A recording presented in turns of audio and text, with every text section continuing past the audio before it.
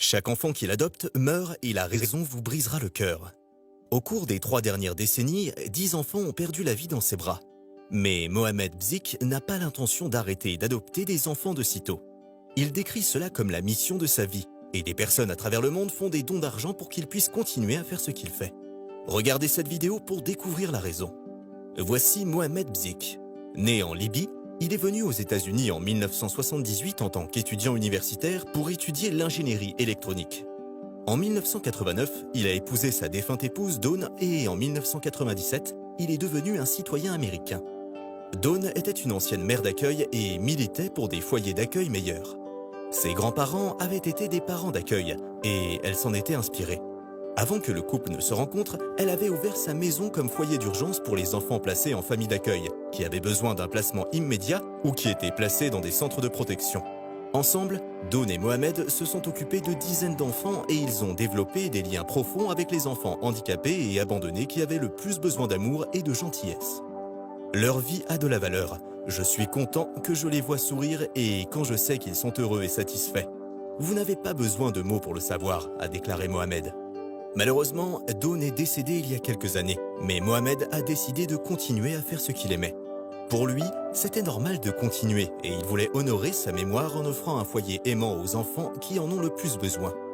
Mohamed, qui était un marathonien avant de venir aux États-Unis, s'occupe également de son fils biologique, Adam, qui est atteint de nanisme et d'ostéogenèse imparfaite.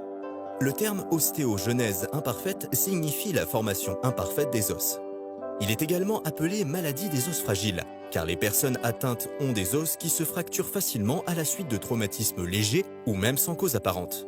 Presque tous les os d'Adam se sont fracturés à un moment ou à un autre et il a besoin de beaucoup de soins.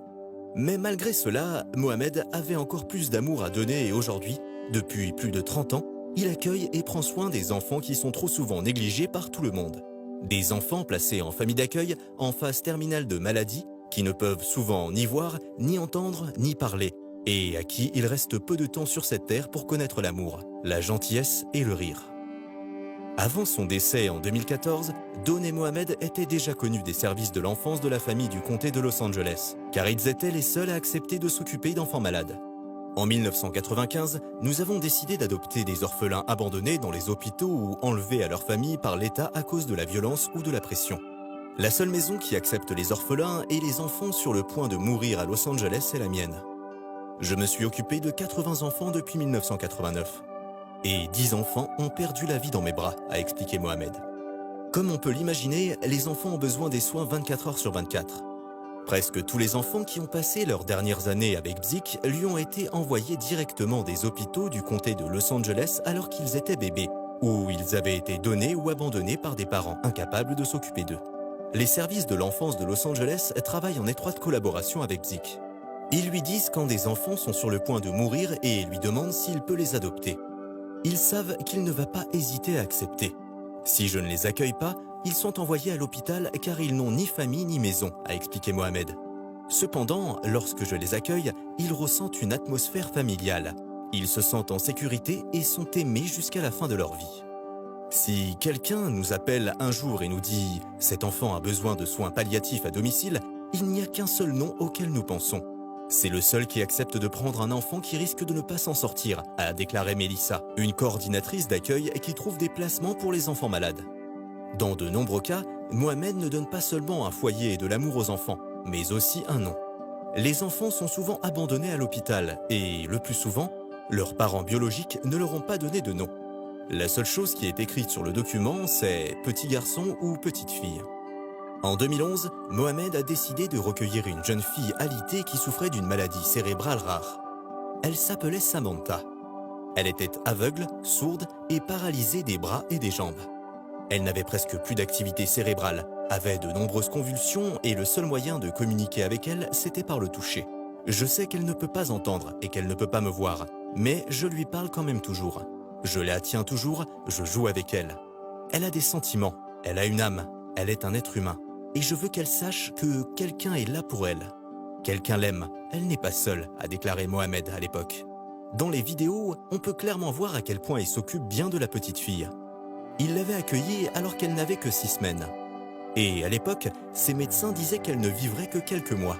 Mais grâce aux soins et à l'amour de Mohamed, Samantha a vécu jusqu'à l'âge de 9 ans. Malheureusement, elle est décédée 2 jours avant son 9e anniversaire. Au lieu de fêter son anniversaire, ils ont donc célébré sa vie. Mohamed dit que s'occuper des personnes si malades est un processus très douloureux. Il est constamment conscient du fait que le temps qu'ils passent ensemble est précieux. Je sais que cela se terminera par un chagrin. Je sais que c'est beaucoup de travail et je sais que cela va parfois me faire du mal. Bien sûr, je me sens triste, mais à mon avis, nous devrions toujours faire de notre mieux pour nous aider les uns les autres. Aujourd'hui, Mohamed doit également gérer ses propres problèmes de santé. Il y a quelques années, les médecins lui ont annoncé qu'il avait un cancer du côlon de stade 2. Lorsqu'il a été admis à l'hôpital, il était pétrifié. Sans membre de sa famille pour être avec lui, il avait peur d'affronter seul son destin incertain. Décrivant sa réaction, il a dit « Je n'avais pas de famille avec moi et j'avais peur. Je ressentais la même chose que ses enfants. Ils sont seuls. Si j'ai 62 ans et que j'ai peur, qu'en est-il d'eux ?» L'expérience de Mohamed à l'hôpital lui a fait comprendre, une fois de plus, pourquoi il a choisi d'accueillir des enfants en phase terminale. Il veut qu'ils aient le sentiment de faire partie d'une famille qui les aime et les soutient. Une chose dont chaque être humain a besoin et qu'il mérite. Lorsque le LA Times a publié un article sur son histoire en 2017, Mohamed a suscité l'attention des médias. Des gens à travers le monde l'ont contacté pour le féliciter pour ses bonnes actions. Il a même reçu le prix international de la bienfaisance de la fondation Diyanet. Son histoire a également fait l'objet d'un documentaire réalisé par Ansfar Altay, dont le titre est Guardian of Angels. Et la bande-annonce de 2 minutes a été visionnée 1,5 million de fois sur YouTube. Une personne a également décidé de créer une page GoFundMe au nom de Mohamed.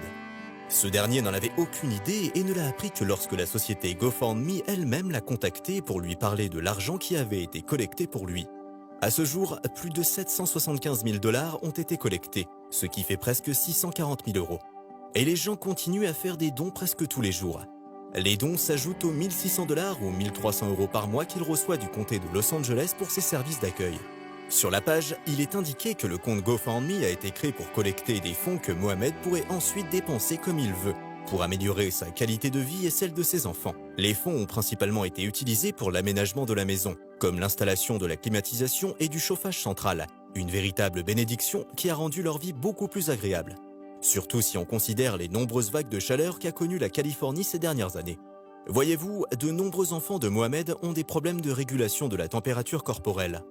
Et avant cela, Mohamed n'avait qu'un refroidisseur à eau dans son salon. Comme il peut faire très chaud en été, la famille devait passer tout son temps dans le salon, près du refroidisseur.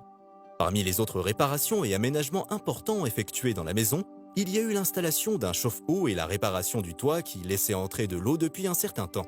Mohamed dépendait également beaucoup de sa camionnette pour emmener ses enfants à l'hôpital. Comme il en conduisait une très vieille, il a décidé d'utiliser une partie de l'argent pour acheter un nouveau véhicule accessible pour les fauteuils roulants. Son fils biologique Adam a également pu bénéficier de ces fonds. Mohamed ayant utilisé une partie pour financer ses études universitaires et réparer le fauteuil roulant électrique qu'il utilisait. Il est également en train de rendre sa maison plus confortable pour Adam et prévoit d'agrandir les portes et la chambre d'Adam. Grâce aux dons, Mohamed travaille également avec une infirmière depuis quelques années. Avant cela, il n'avait pas pris un seul jour de congé depuis 2000. Et une seule fois en 2010, il avait pris 6 semaines de congé pour rendre visite à sa famille en Libye.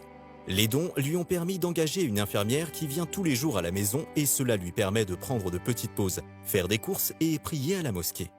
Les dons ont été d'une grande aide et ont permis à Mohamed et à sa famille de vivre plus confortablement. Il le méritait bien. Quelle belle histoire! Je ne peux que féliciter cet homme pour l'immense courage, l'amour éternel et l'attention qu'il a à offrir au monde. Cette histoire vous a-t-elle inspiré? Et pourriez-vous imaginer faire une telle chose? Dites-le nous dans les commentaires. Je suis curieux d'entendre ce que vous pensez. N'oubliez pas de liker la vidéo, de vous abonner à la chaîne et d'activer la cloche de notification pour ne manquer aucune de nos prochaines vidéos. Alors à bientôt pour une toute nouvelle vidéo.